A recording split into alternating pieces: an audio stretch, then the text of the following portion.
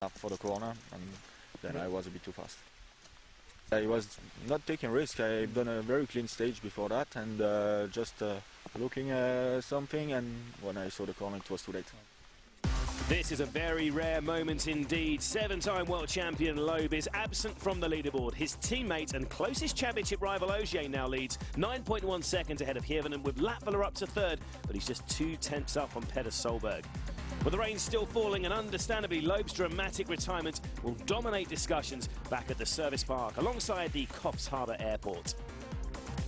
As we saw this morning, it's tricky and everybody can do mistakes, so still a lot of stages to go, and we have to stay concentrated, and yeah, it's an opportunity, but everything is to do. In a way, it is what we needed, but I still need to finish the rally as well, and when it's like this, anything can happen, like we now saw. So I can't really relax or anything yet, so let's see, I can just keep it in a row and get good points from here. Our stage of the day is next, and as we saw in the first pass through Shipmans, this is an incredible challenge. 29 kilometres of blisteringly quick roads, and it's still raining. With his teammate out of the running, this rally is now even more crucial for Sébastien Ogier, but just look at these conditions. Mikko Hirvonen starts the afternoon loop just 9.1 seconds behind the leader. The Finn is pushing as hard as he dares, but it's still really difficult to judge where there's grip, especially on these hard compound tyres.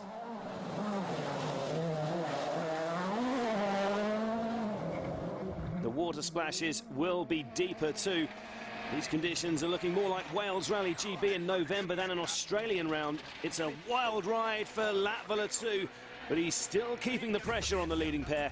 We can find out how much pressure using our WRC stage simulator. Approaching the split time after 15 kilometres, Ogier is well ahead.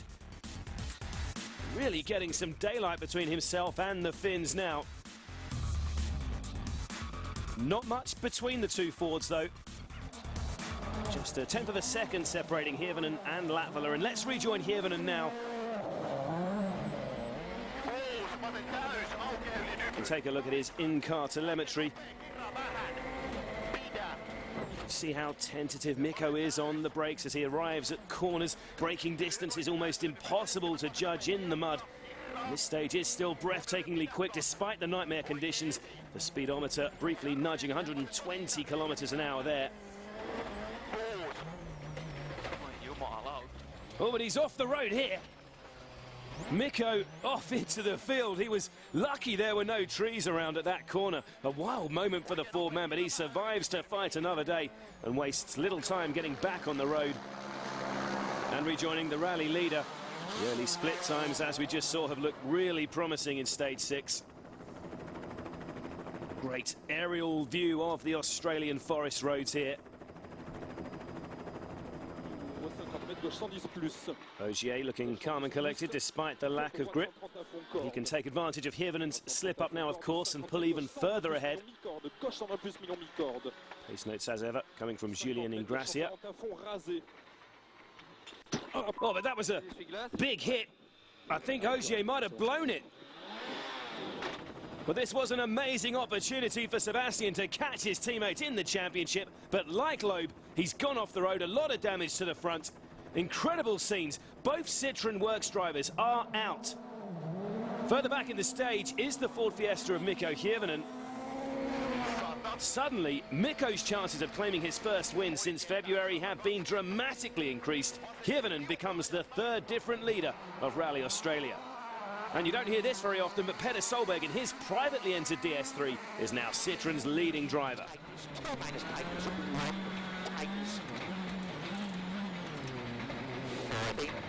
Oh, but Petter's lost control at the same place as Hirvonen. No grip at that left-hander at all. These are the best rally drivers in the world.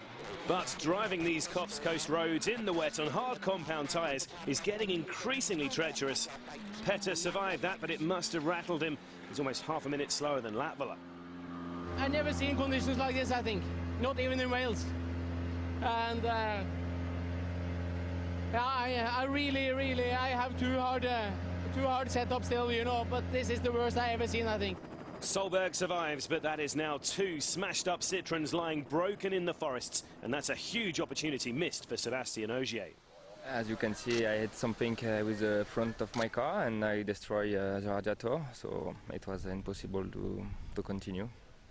Did you try and continue after you hit the tree?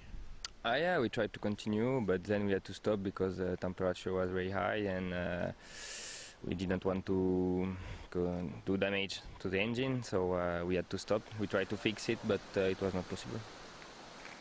It's the first time for 2 years that both works Citroens have gone off on the same day, and look what it does to the leaderboard.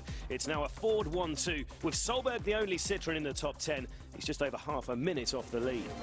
4 more stages still to come on this dramatic opening day of the New Look Rally Australia. They're coming up after this break.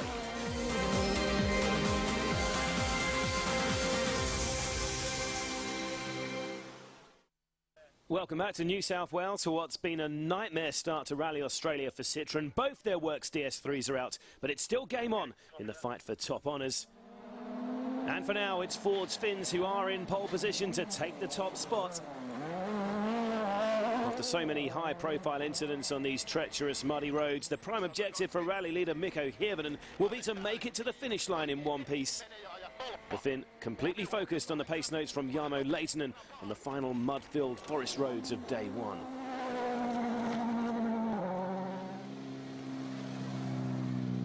It's been like hell. It's been unbelievable slippy.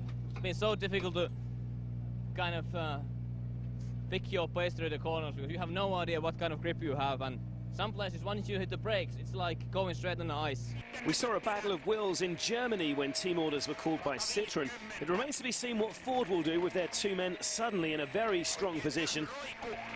The Finns set a fastest time each in stages 7 and 8, with Latvala taking the scratch time in the final gravel stage of the day. Petter Solberg, though, has already had a couple of close calls. The Norwegian could be in a strong position, though, running behind the Ford drivers. The stages might have been a mud bath today, but there could be some road sweeping to contend with if the roads dry out for day 2. Further back, Evgeny Novikov has defied his lack of experience to keep his Fiesta on the road on his Australia debut. He's up to 4th and showing really good pace. The Russian was 2nd fastest in stage 6. Oh, but he's lost it here. Yes, I worry. And it looks like the Coffs Coast event has claimed yet another victim. It's already been a brutal day, but with Novikov's steering arm smashed, he is out for the day too. The skid marks tell the tale, but not for the first time this season. A promising start for Novikov has ended in frustration. Replacing Evgeny in 4th is his M-Sport Stobart teammate Henning Solberg. The Norwegian has scored some of his best results in events with tough conditions, and he's battled his way through these sodden roads. Henning could be on course for his best result of the season. The 3rd Stobart M-Sport driver competing is Matt Wilson, who's also survived the worst that the Coffs Coast could throw at him on day 1. The British driver finishes the final gravel stage within half a minute of his teammate Henning. And now, running in 6th place is Khaled Al-Qasimi, who lost his bumper in a water splash earlier. The Emirati driver has only managed 2 points finishes from his 5 starts in 2011, but the Ford Abu Dhabi man has pulled out his best performance of the year so far in these incredibly tough conditions down under.